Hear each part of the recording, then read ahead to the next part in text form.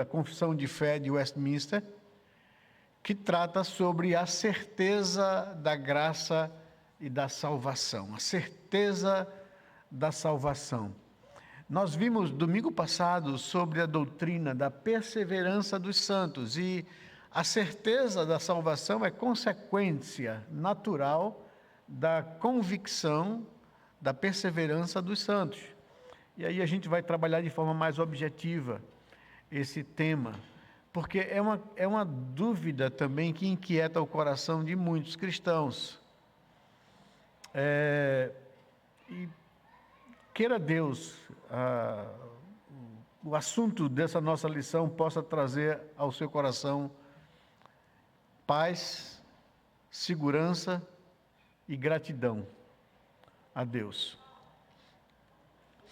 O objetivo nosso com essa lição de número 18 sobre a certeza da salvação é levar o cristão a alcançar a compreensão de que é possível para o crente ter a certeza da salvação mediante a graça de Deus. Então esse é o objetivo, levar você a alcançar essa compreensão de que é possível ter essa certeza. O texto de 1 João capítulo 5, verso 9 e verso 13, nos diz o seguinte. Ele diz assim, o apóstolo João escrevendo à igreja: se nós aceitamos o testemunho dos homens, o testemunho de Deus é maior. E este é o testemunho de Deus que Ele dá a respeito do seu Filho. Aquele que crê no Filho de Deus tem nele esse testemunho. Aquele que não dá crédito a Deus faz dele um mentiroso, porque não crê no testemunho que Deus dá a respeito do seu Filho. E o testemunho é este, que Deus nos deu a vida eterna. E esta vida está no seu Filho.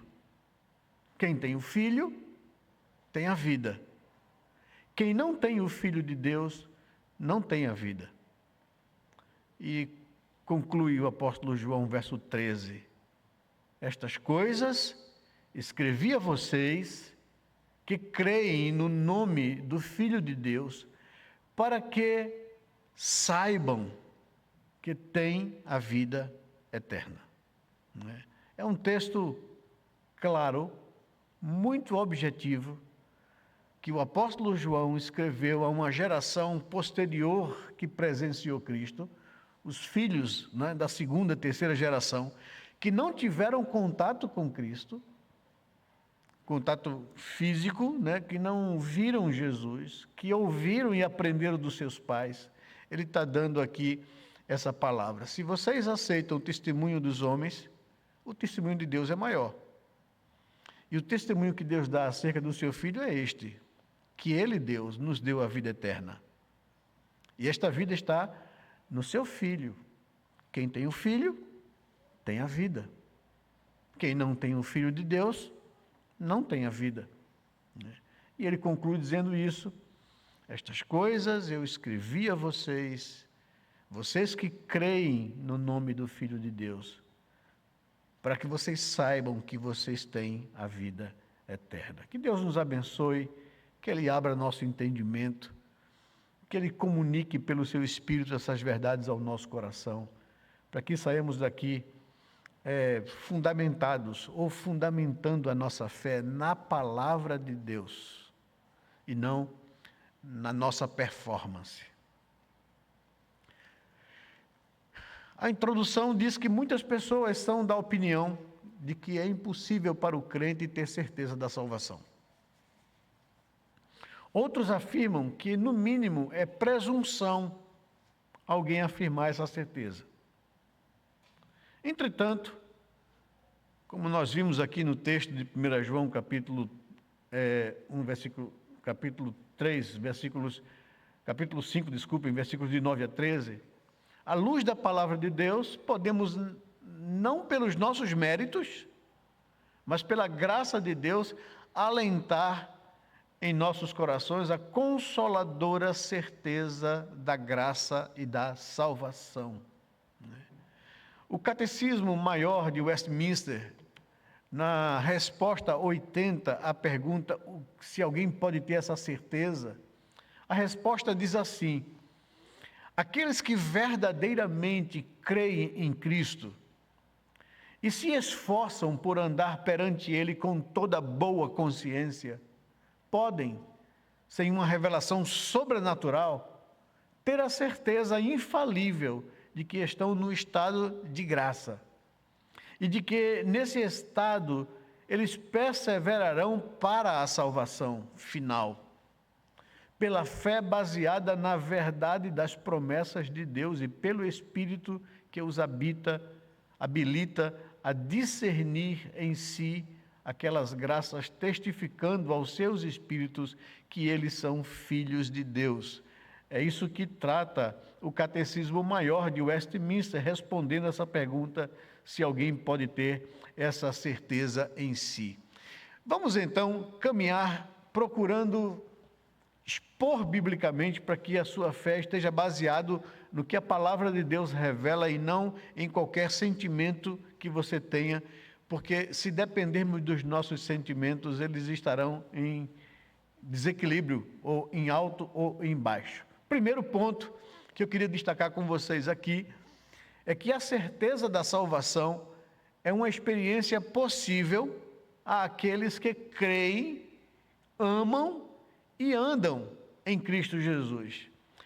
Trazemos 3 textos aqui que eu gostaria de destacar com vocês. Romanos capítulo 5, verso 1 e 2 e o verso 5. 2 Timóteo capítulo 1, 12. E 1 João, que nós já lemos aqui, 5,13. O texto de Romanos, capítulo 5, versículos, o que está destacado aí é o versículo 5, mas eu gostaria de ler o verso 1 e 2 e o verso 5 também com vocês. Abra sua Bíblia em Romanos capítulo 5 e acompanhe comigo, para que a sua fé esteja fundamentada no que a Bíblia diz e não no que o pastor está dizendo.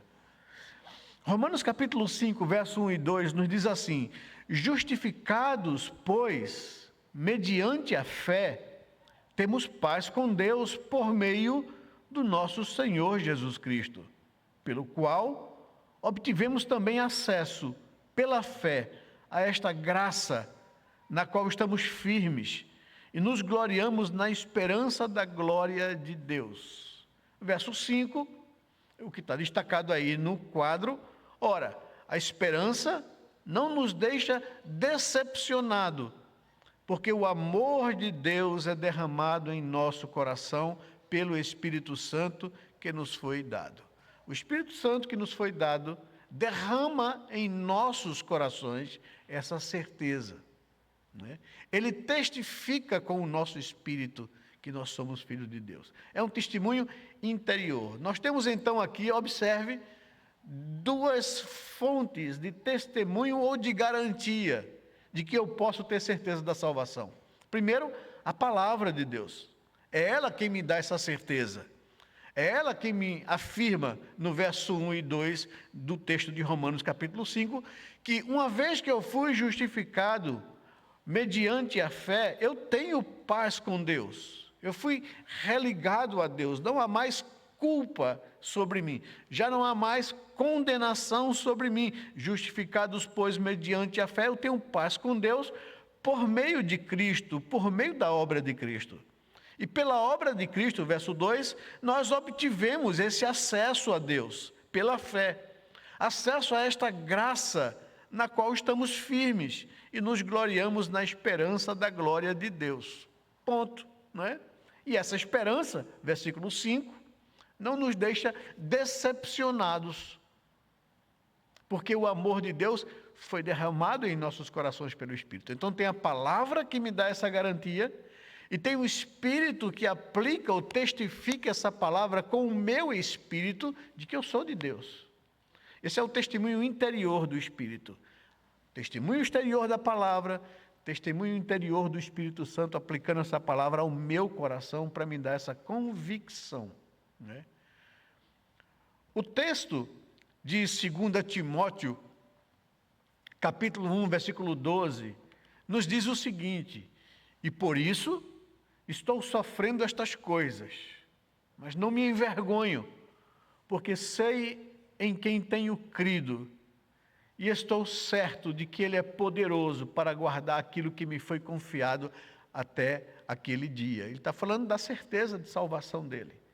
Paulo estava preso, prestes a ser executado e morrer. E humilhado, ele está dizendo: eu estou sofrendo essas coisas por causa do Evangelho, por pregar o Evangelho, por anunciar a Cristo às pessoas. Mas eu não me envergonho da humilhação, eu não me envergonho da prisão, eu não me envergonho das injúrias, eu não me envergonho da difamação, eu não me envergonho da possibilidade de morrer, porque estou certo que a minha partida é chegada. Tem esse conteúdo na carta. Eu não me envergonho, porque eu sei em quem tenho crido. E estou bem certo que Ele é poderoso para cumprir o que me prometeu. Não é? Para guardar-me sem que eu possa me desviar ou desvencilhar. Ele é poderoso para guardar aquilo que me foi confiado até o dia que Ele voltar. Então essa é a certeza do apóstolo Paulo. E o texto de 1 João capítulo 5, versículo 13, que nós acabamos de ler com vocês no início, João diz: olha, filhinhos, eu escrevi essas coisas a vocês, para que vocês tenham a certeza da vossa salvação, vocês que creem no nome do Filho de Deus. Então, a certeza da salvação é uma experiência possível àqueles que creem, que amam e que andam em Cristo Jesus. Então é possível sim para o crente ter essa convicção, essa certeza habitando o seu coração, e isso servir como força, como alento, como garantia, como segurança na minha caminhada. A segunda coisa que nós podemos destacar dessa verdade, da certeza de salvação, é que a certeza da salvação é uma infalível segurança da fé que tem por base a graça de Deus. A base dessa certeza não está em mim, nem está em você. Porque tanto eu quanto você vamos falhar algumas vezes nessa caminhada cristã de santificação. Então, e quando a gente falhar, a gente vai ver mais à frente no estudo, essa certeza ou essa segurança vai se abalar. Então, eu não posso depender de mim para que eu tenha essa convicção. Essa convicção tem que estar baseada na graça, na doutrina da graça de Deus, do favor que Ele fez a mim sem que eu mereça. Porque nenhum de nós merece a salvação. Já vimos isso aqui, não é? Estamos agora falando dessa certeza que pode ser abalada aqui e acolá, dependendo de como eu estou vivendo com Deus. Mas a segurança é que ela não depende de minhas instabilidades. Ela depende de Deus e da graça dele. Então a certeza da salvação é uma infalível segurança da fé que tem por base a graça de Deus. Efésios capítulo 2, verso 8, é o texto que eu trouxe para a gente aqui. Romanos capítulo 5, verso 2 e verso 5, que nós já lemos inclusive. E Hebreus capítulo 6, versos 17 a 19, são os textos que eu queria trazer para que a gente pudesse compreender e basear a nossa compreensão. Vamos lá. Romanos capítulo... Voltou aqui, peraí, desculpa. Deixa eu voltar.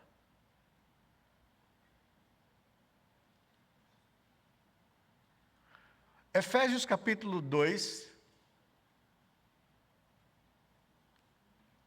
Efésios capítulo 2, verso 8, diz que porque pela graça sois salvos, mediante a fé. E isso não vem de vós, é dom de Deus. Paulo está dizendo nesse texto aos seus ouvintes de Éfeso, na Ásia, que o que funciona como base e garantia da nossa salvação é a graça de Deus. E o que é a graça de Deus? A graça de Deus foi o favor que Deus nos fez mesmo que nós não merecêssemos esse favor. E o que é isso, pastor? É quando ele, nos seus planos eternos, estabeleceu que a punição que era contra nós cairia sobre o seu filho. E para que isso fosse real, o seu filho assumiria uma forma humana, à semelhança nossa. E ele viveria como homem, sujeito a todas as tentações que nós somos sujeitos. Né?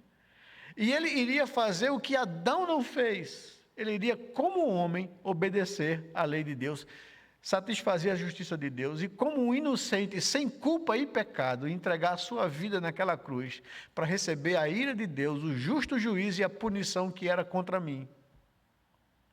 Ele se interpôs entre o juízo de Deus e o homem pecador. E ele sofreu nele o castigo que hoje nos traz a paz. Então, isso é graça. Isso é favor que homem nenhum merece. Então, pela graça, por essa graça, vocês são salvos. O instrumento que Deus fez com que você alcançasse essa graça é a fé, que não vem de você. Ela é produto da ação do Espírito Santo no seu coração. Você está morto em delitos e pecados, você não tem vida espiritual. Você não entende as coisas de Deus. Você não busca a Deus naturalmente. Você tem consciência do eterno. Você tem consciência que você está em dívida, que você é culpado, mas você não conhece a Deus. Você sabe que Deus existe, porque a revelação natural demonstra isso, que existe um Deus por trás de tudo. Mas você não sabe quem Ele é e como chegasse a Ele. E por que você não sabe? Porque você está morto espiritualmente. Como todo ser humano, por causa da queda. É só por uma ação de Deus na sua vida, é só por uma ação do Espírito Santo que vem e comunica a você vida. Ele lhe regenera, ele traz vida onde não há vida. Ele faz você nascer de novo, nascer do Espírito. E quando essa ação do Espírito Santo envolve você, chega a você, você olha para Cristo, para a cruz de Cristo e crê. Paulo está dizendo que a salvação é baseada na graça, no que Deus fez por nós, mediante a fé. E nem isso vem de vós, é dom de Deus. Não vem do homem, diz o verso seguinte, para que homem nenhum se glorie, para que homem nenhum se ache. É alguma coisa que foi operada no coração do ser humano pela graça de Deus. Foi Deus quem quis salvar, Deus Pai. Foi Deus Filho quem se prontificou a morrer na cruz pelo pecado. E é o Espírito Santo quem aplica isso no coração do homem. Tudo provém de Deus, diz Paulo aos Coríntios, capítulo 5, verso 18. Tudo provém de Deus, a salvação provém de Deus, que nos reconciliou consigo mesmo por meio de Cristo. Não vem de nós, para que ninguém se glorie. É isso que Paulo está dizendo. E a gente tem que se convencer disso. Sabe por quê? Qual é o grande problema hoje no meio evangélico? É porque há uma vertente no meio evangélico que diz que a salvação é fruto de uma escolha sua. Foi você quem escolheu Deus, porque você tem livre arbítrio. Aí essa vertente se depara em choque com a palavra de Jesus lá no Evangelho de João. Para chegar para os seus discípulos e dizer, eu queria falar um segredo para vocês. Eu queria sussurrar uma coisa no ouvido de vocês. Não foram vocês que me escolheram a mim. Ao contrário, fui eu quem vos escolhi. E vos designei para que vocês vão e deem fruto, e o vosso fruto permaneça. Eu queria lhe dizer uma coisa, lhe de convencer, de tirar a sua reserva de justificação pessoal ou de mérito. Não foi você. Não foi você. A fé que você tem em Cristo, que despertou no seu coração, foi fruto da ação do Espírito Santo de Deus no seu coração, porque Deus lhe amou particularmente. Isso a gente chama da doutrina da eleição. É muito resistida, combatida, mal explicada muitas vezes. E trazida para um campo de debate que é inadequado. É o campo da soteriologia. Quem é que vai ser salvo? E toda vez que a gente traz essa doutrina para esse campo, a gente cria confusão na nossa cabeça e na cabeça dos outros. Essa doutrina, eu repito, ela foi cochichada por Jesus no coração já do salvo, para convencê-lo de forma definitiva que não depende dele. Que se dependesse dele, ele estava fritinho no inferno de cabeça para baixo. Porque ele é morto em delitos e pecados. Mas aí vem um sussurro de Deus, vem o cochicho do Espírito Santo no pé do ouvido do crente. Não foi você quem me escolheu. Fui eu que escolhi você. E designei você para que você vá e dê fruto e o vosso fruto permaneça. Isso é graça, é favor não merecido. Não diz Paulo aos Romanos, não depende de quem corre, de quem quer ou de quem corre, mas de usar Deus a sua graça. Né? E é uma verdade que eu preciso descansar no meu coração. Senhor, eu não sei porque o Senhor me amou, mas muito obrigado por isso. Eu não sei porque o Senhor me escolheu. Eu sou um pecador miserável. Enquanto você não chegar nessa compreensão, você não vai entender a graça. Enquanto você achar que você é melhor do que os outros, que foi você quem escolheu e por isso você vai ser salvo, você não entendeu a graça. Então, é muito importante que você ouça o que a palavra de Deus diz. E peça a Deus para que o Espírito Santo aplique isso e lhe convença de uma vez por todas. Porque pela graça vocês são salvos, mediante a fé, e nem isso vem de vós. É dom de Deus, é um presente que Deus te concedeu. Romanos capítulo 5, verso 2 e verso 5. Nos diz que pelo qual obtivemos em Cristo, verso 2, Romanos capítulo 5, em qual obtivemos também acesso pela fé a esta graça, na qual estamos firmes e nos gloriamos na esperança da glória de Deus. Essa é a nossa esperança, é isso que nos faz viver a vida cristã de forma firme, né? Obtivemos acesso pela fé à graça de Deus, na qual nós estamos firmes e nos gloriamos na esperança da glória de Deus. E Hebreus capítulo 6, verso 17, vamos lá para esse texto de Hebreus, porque ele é muito importante também. Verso 17 ao verso 20 diz assim: por isso, Deus, quando quis mostrar com mais clareza aos herdeiros da promessa que o seu propósito em salvar era imutável, confirmou com o juramento. Ele fez isso para que, mediante duas coisas imutáveis nas quais é impossível que Deus minta, nós que já corremos para o refúgio, tenhamos forte alento, consolo, conforto, segurança, para tomar posse da esperança que nos foi proposta na cruz do Calvário, no plano de Deus. Temos esta esperança por âncora, por segurança da nossa alma, segura e firme, e que entra no santuário que fica atrás do véu, onde Jesus, como precursor, entrou por nós, tendo se tornado sumo sacerdote para sempre, segundo a ordem de Melquisedeque. Essa é a nossa garantia, nessa verdade imutável de Deus, que Ele não mente. Então, a certeza da salvação é uma infalível segurança da fé de que tem por base a graça de Deus. Mas, em terceiro lugar, a certeza da salvação pode vir a ser abalada? Pode. Pode vir a ser diminuída? Pode. Pode vir a ser interrompida circunstancialmente? Sim. Isso eu estou falando agora não da graça nem do plano de Deus, estou falando de nós, nossos sentimentos, nossa vida, nossas fases, nesse campo da santificação, não é? Nós vimos aqui o pastor Jonatas Miranda trazer que a experiência da vida cristã tem duas coisas que marcam ela: a justificação, quando nós fomos alcançados pela graça de Deus e livres da culpa do pecado, né? E a santificação, que é decorrente disso, né? Da qual nós estamos vivendo aqui e agora.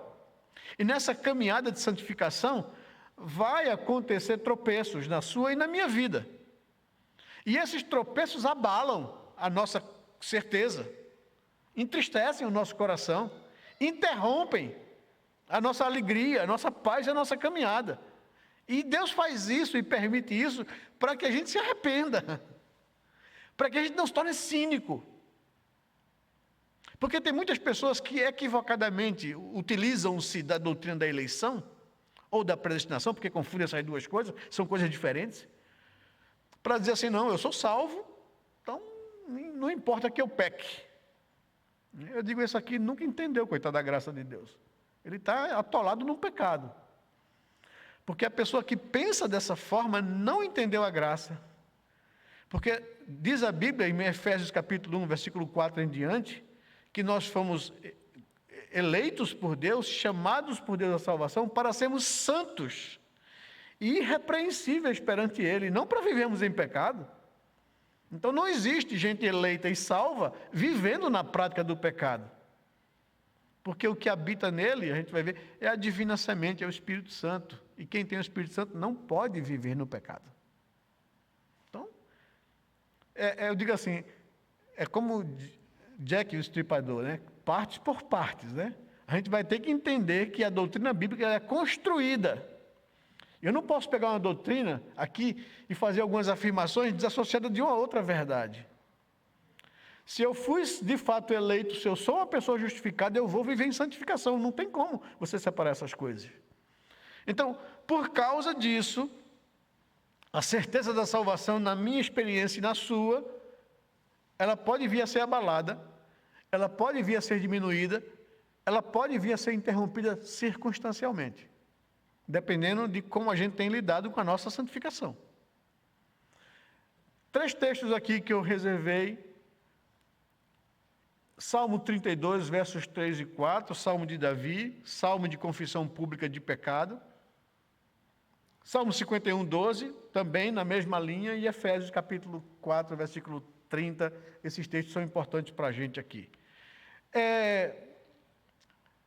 Salmo 32, versos 3 e 4, nos diz assim: enquanto Davi falando, né, lembra a experiência de Davi, ele se envolveu com uma mulher casada, esposa de Urias, um dos seus comandantes, enquanto o homem estava na guerra. Davi estava de bobeira lá no eirado do palácio, né, na parte mais alta da cidade, e lá de cima, né, em vez de estar na guerra, comandando suas tropas, estava lá de bobeira, ficou, deixa o pessoal lutar, deixa eu ficar por aqui. E porque ele estava de bobeira, no lugar errado, na hora errada, ele viu a mulher se banhar e deixou seduzir pelo encanto daquela mulher. E ele se envolveu com ela e etc. Depois de tudo acontecer, Davi ser levado ao arrependimento e tudo mais, ele medita, ele reflete, ele escreve esse Salmo 32, como as conclusões daquilo que eu vivi. E veja o que ele disse. Ele diz que enquanto eu calei os meus pecados, envelheceram os meus ossos pelos meus constantes gemidos todo dia. Porque a tua mão pesava dia e noite sobre mim. E o meu vigor, a minha alegria, secou com o calor do verão. Então ele está dizendo assim, que eu passei por um momento muito difícil, enquanto eu escondi o meu pecado, enquanto eu não admiti, enquanto eu não me arrependi, enquanto eu não consertei. Enquanto eu vivia em pecado contra o Senhor, é como se os meus ossos envelhecessem. Esse era o sentimento do meu coração. Eu gemia todo dia, espiritualmente. A tua mão pesava sobre mim dia e noite. O meu vigor secou-se. a minha alegria secou-se. Eu perdi o gozo da vida cristã, enquanto eu calei os meus pecados. Salmo 51, versículo 12, Davi faz uma oração a Deus, é na mesma linha. O Salmo 51, ele veio a público confessar o pecado dele, né? O Salmo 32, depois ele está refletindo sobre o que ele viveu enquanto ele não confessou e não abandonou o seu pecado. O Salmo 51, versículo 12, diz: Senhor, restitui-me a alegria da tua salvação. Esse texto não vai estar aí não. Vai estar o texto de Efésios. Restitui-me a alegria da tua salvação. Davi perdeu a alegria da salvação. Ele não perdeu a salvação. Ele perdeu a alegria da salvação. E é isso que acontece com a gente. A gente quando desliza, a gente quando endurece, a gente quando resolve desobedecer a Deus para fazer a nossa própria vontade, a gente perde a alegria. É uma tristeza que não é provocada pelo Espírito no coração do crente, para que ele possa se quebrantar, se arrepender e consertar a sua vida com Deus. E quando ele faz isso, aí acontece essa restituição. Deus me dá de volta o prazer, a alegria, o gozo, a paz com Ele, não é? Então, essa certeza pode ser abalada, pode ser diminuída, não é? Pode ser interrompida circunstancialmente, até que eu me arrependa, e que eu confesse, e que eu volte para Deus, não é? Então, Davi está pedindo isso: Senhor, restitui-me a alegria da tua salvação. E Efésios capítulo 4, versículo 30, é um conselho para a gente, né? Na nossa vida com Deus, na nossa relação com o Espírito de Deus que habita o nosso coração, que é o operador da nossa santificação, que é quem nos convence do pecado, da justiça e do juízo, que é quem nos santifica, que é quem nos entristece e nos incomoda quando a gente desobedece a Deus. Então, qual é o conselho de Paulo aos irmãos de Éfeso? Irmãos, não entristeçam o Espírito Santo de Deus, no qual vocês foram selados para o dia da redenção. Vê que texto maravilhoso, não é? Se você entender o que significa um selo na época de Jesus, no Império Romano, não é? Se você já assistiu filmes antigos de reis, né? Filmes da época medieval, você vai ver que quando o rei baixa uma lei, um decreto, um documento, ele manda um emissário levar ou ler para o povo ou levar para alguém. Então aquele documento é dobrado, ele pega uma cera, ele tem um anel com um brasão do rei, né, com a marca do rei, ele pega, derrete a cera para selar o documento e ele bota o seu brasão ali para que saibam de quem é aquele documento e aquele selo é a garantia.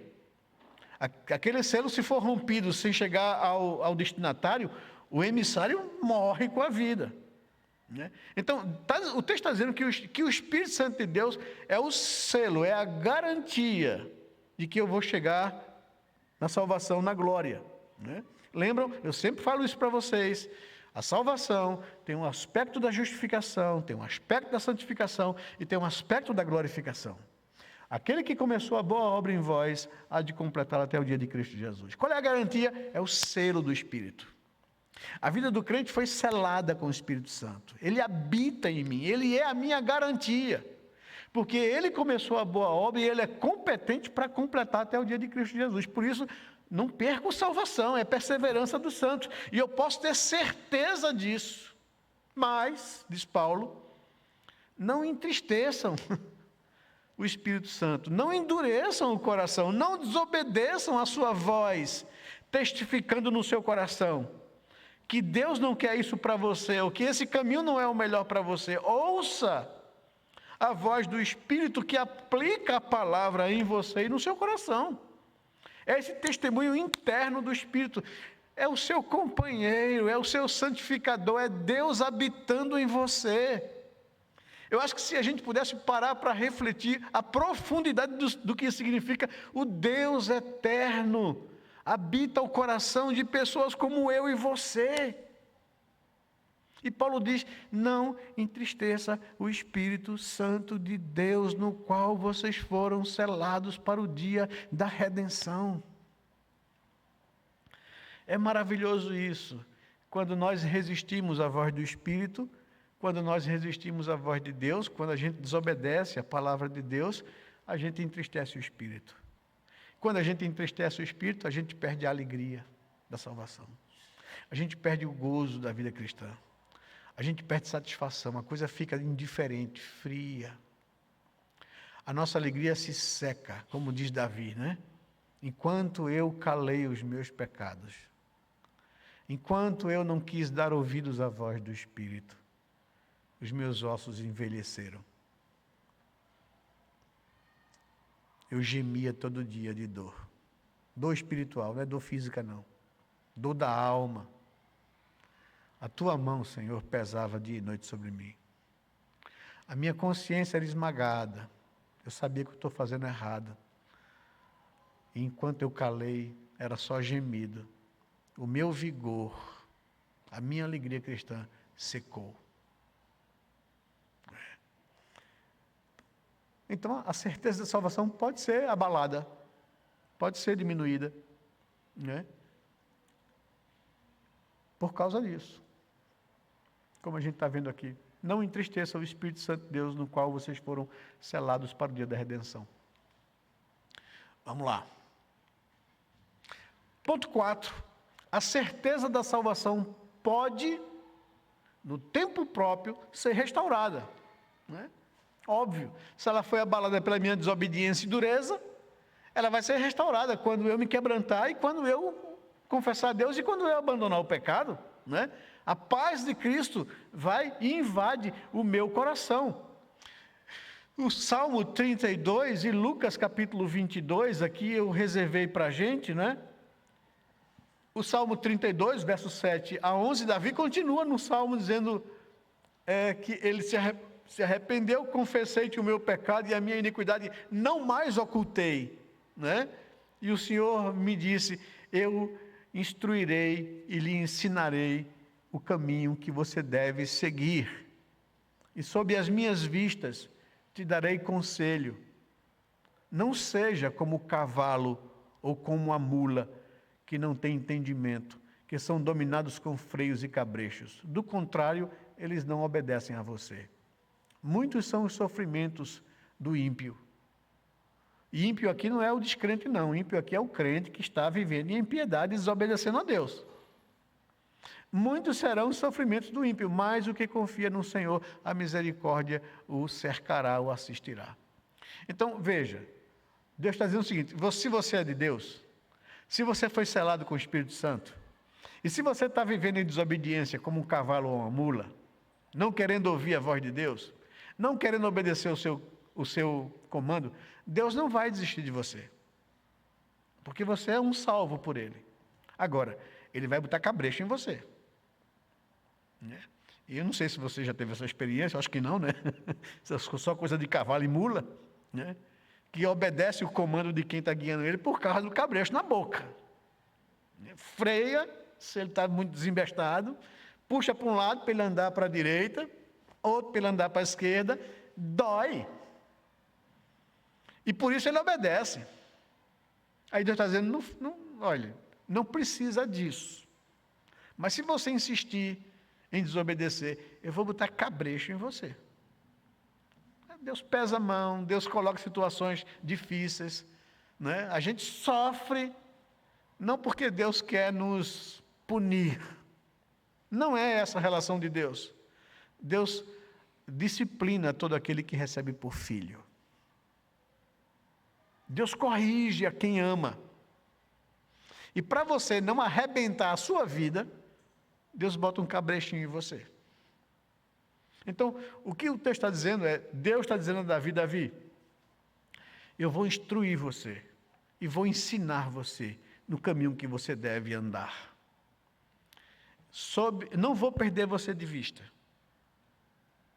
Não vou deixar você solto. Vou estar de olho em você, Davi. Eu lhe darei conselhos. Veja, o que Deus quer fazer com a gente é dar conselhos. É dizer, Cláudio, não vai por aí. Tu vai se machucar. A Bíblia de Deus não é uma manifestação dos caprichos dele, para impedir a gente de ser livre. A Bíblia é a carta de amor de Deus que me dá conselhos, para que eu possa viver a vida em felicidade. É a minha receita de felicidade. Se eu obedeço, se eu confio, eu vou ser feliz. Eu vou me dar bem na vida. Mas se eu desobedeço, eu vou me ferir, me machucar. Deus não quer que eu me machuque. Por isso Ele me dá conselhos. Mas Deus não violenta a sua vontade. Deus quer que você obedeça, porque você confia nele. Porque você sabe que Ele quer o melhor para você. Se eu confio em Deus, eu obedeço a Deus. Mas se eu confio em mim e não em Deus, eu vou desobedecer a Deus e obedecer a mim. E a minha natureza é corrupta. O meu coração é enganoso. E Deus está dizendo, não vai por aí. Ouve os meus conselhos.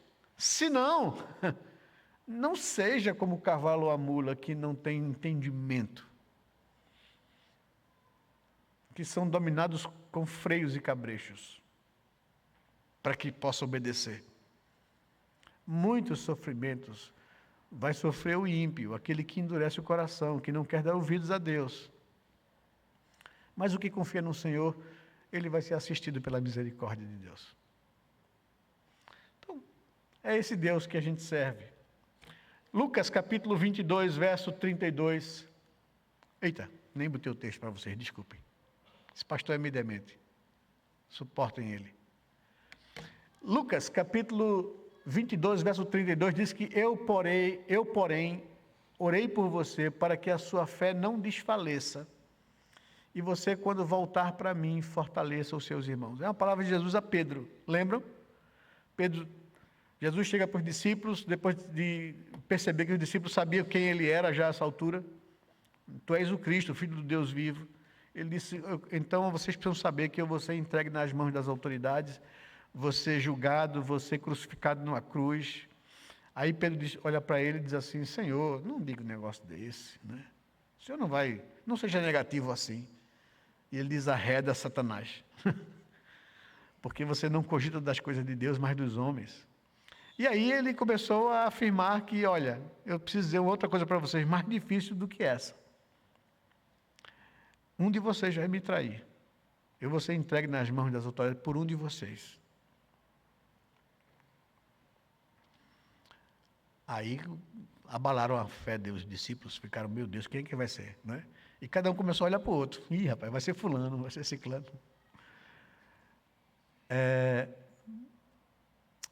Aí Pedro disse, Senhor, eu estou disposto a ir com o Senhor até a morte, eu não vou fazer isso não sou eu. E não era de fato ele. Ele vai dizer, Pedro, mas deixa eu te dizer uma coisa também, essa aqui é particular, não diz a ninguém não.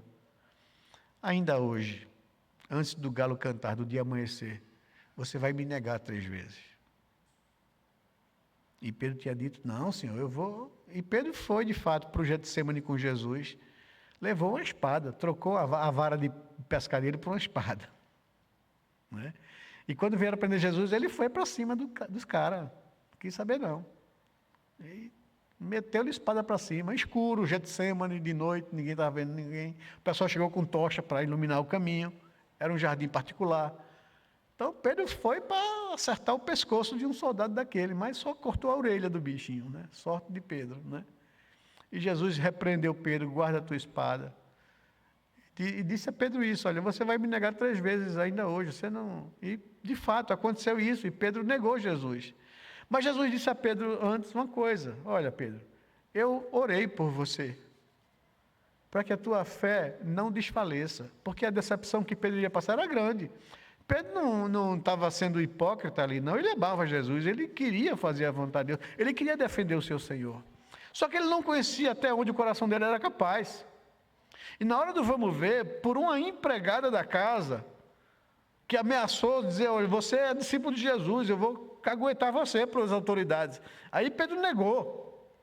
Depois, e correu, e se escondeu, e ela chamou mais outros dois. Tem Galileu aqui no meio da gente, né, do quintal da casa do sumo sacerdote Caifás. Tem discípulo de Jesus aqui no meio. Foram dois. Pedro, você é discípulo de Jesus, olha o teu falar, Galileu, te entrega. E ele disse: eu não conheço esse cara. E fugiu. Na terceira vez, a mulher botou a boca no trombone e disse: ó, gente, tem traíra aqui no meio, tem discípulo de Jesus aqui no meio, né? E Pedro praguejou, diz o texto, e disse: eu não conheço esse homem. E quando Pedro disse isso pela terceira vez, o galo cantou.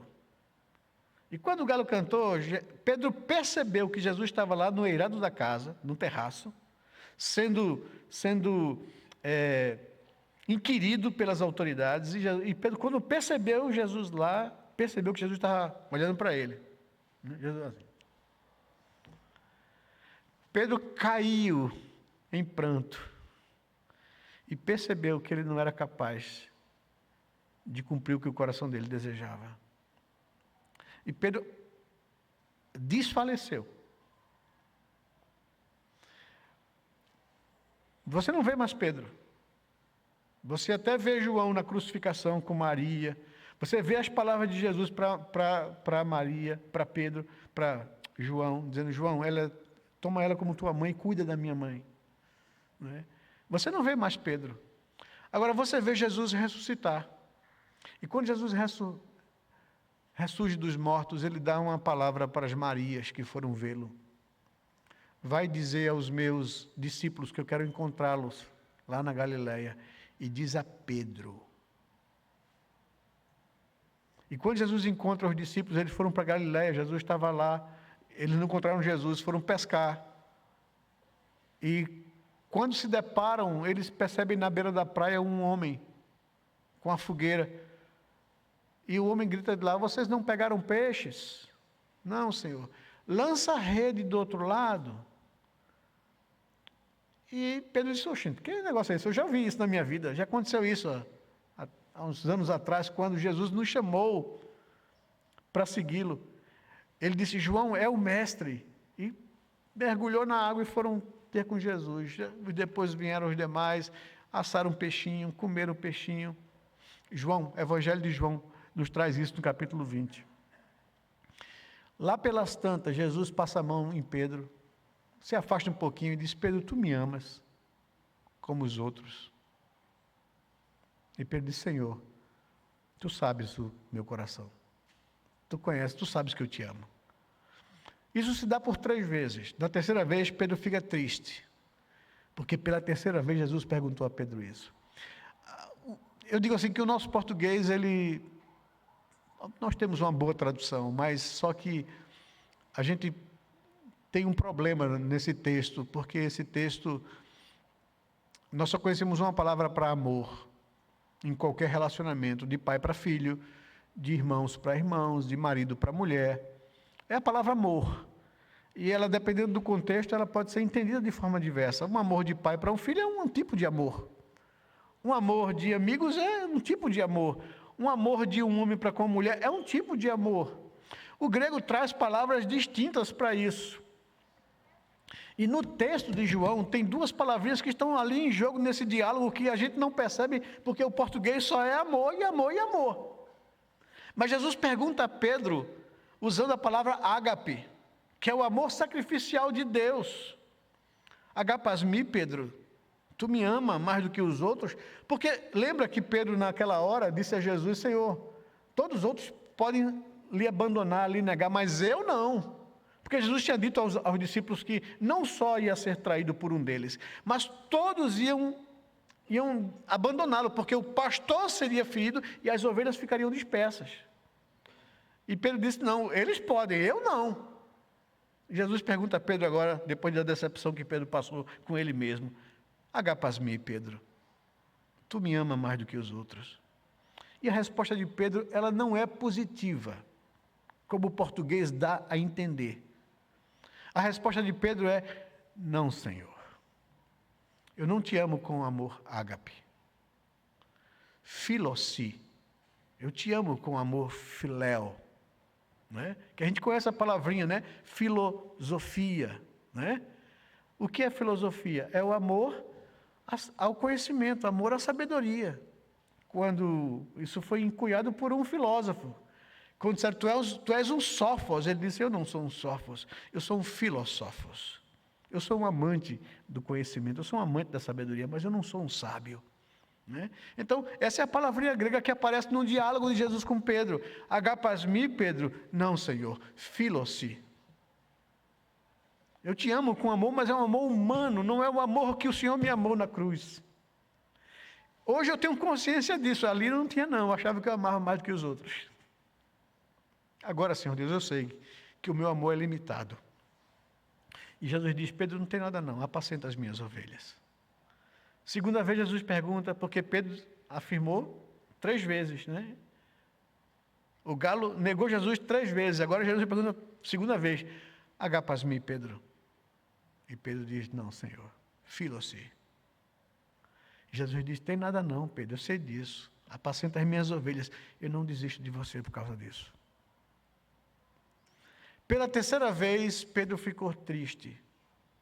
Não porque Jesus perguntou 3 vezes ou insistiu, porque pela terceira vez Jesus usou a expressão filomi, Pedro, e não mais agapasmi.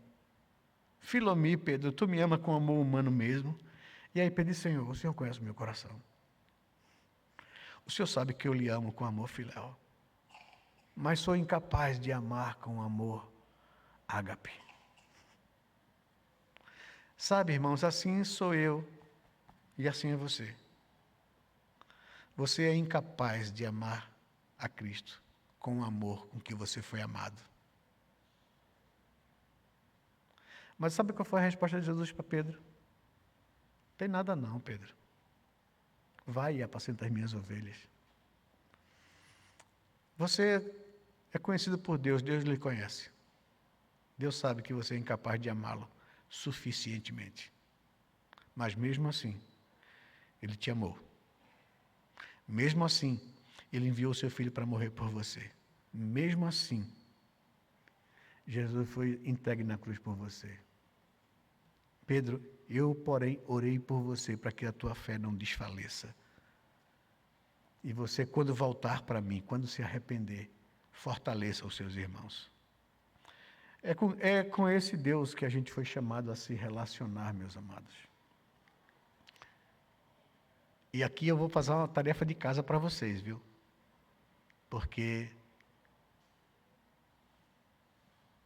nós não vamos ter tempo para entrar aqui. A certeza da salvação tem sólidos fundamentos. E quais são esses fundamentos? Primeiro dele, fundamenta-se nas promessas da salvação. Tem 2 textos aí para você se deliciar na tarefa de casa. Fundamenta-se na evidência interna da graça de Deus, né? O testemunho do Espírito Santo no seu coração. Tem 3 textos aí para você se deliciar na tarefa de casa. Fundamenta-se na experiência da adoção. Você foi adotado como filho de Deus. E Deus não desadota você. Tem aí texto para você fundamentar-se. E a certeza da salvação fundamenta-se no testemunho do Espírito Santo no seu coração. Ele testifica com o seu espírito que você é filho de Deus. Tira foto, se você não tem essa projeção. Opa, desculpa. Eu passando aqui e não passei ali, né? O último está aí. Fundamenta-se, então, nas promessas da salvação, fundamenta-se na evidência interna da graça de Deus, fundamenta-se na experiência da adoção, fundamenta-se no testemunho interno do Espírito Santo. Não é? Então, já tirou fotos? Se você não tem esse material, ou acesso a esse material pelo QR Code, vai que eu vou passar, tem o último ainda. O último é que a certeza da salvação é uma segurança alcançada mediante algumas coisas. Quais são essas coisas? A confirmação diligente da vocação e da eleição. 2 Pedro capítulo 1, verso 9 a 14. O cultivo da comunhão com Deus, cada vez mais que eu vivo em comunhão com Deus, mais fortalece essa convicção em mim. Salmos 73, 23 a 28.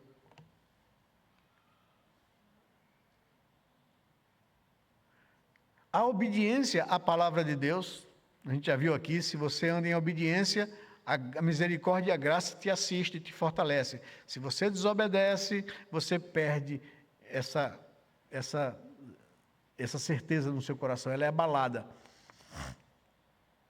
E em quarto lugar, a responsabilidade na vida cristã, né? Se eu sei tudo isso que Deus fez por mim naquela cruz do Calvário, na graça de Deus, eu vou querer viver a minha vida em gratidão, sendo responsável no meu testemunho, na minha conduta e na minha vida. Então, esses 2 últimos slides, tarefa de casa, para você poder ler, meditar, se fortalecer, se alegrar. Aproveita que hoje é domingo, é dia exclusivo de Deus. E em último, só para a gente chegar aqui a essas conclusões, primeira questão básica é: que segurança temos em Cristo? Essa certeza pode até vir a ser abalada, mas nunca definitivamente perdida, né? E também, essa certeza nunca deve levar à irresponsabilidade ou negligência, ou ao relaxamento, mas a uma fé operosa e produtiva, né? Que Deus possa nos abençoar, que Deus possa nos fortalecer. Tá joia, vou trazer aqui o primeiro, para deixar aqui. Então, meus irmãos, que Deus possa te abençoar, te dar graça, fortalecer sua vida, que você possa descansar na segurança de Cristo Jesus, da graça dele na sua vida, tá bom? Você pode ser abalado na sua caminhada, você vai cometer algumas falhas, você vai viver alguns conflitos, é verdade, vai. Mas não deixe que isso lhe afaste de Deus, mas busque a Deus para que você possa resgatar alegria, gozo, prazer e poder caminhar com Deus e servi-lo com gratidão no coração.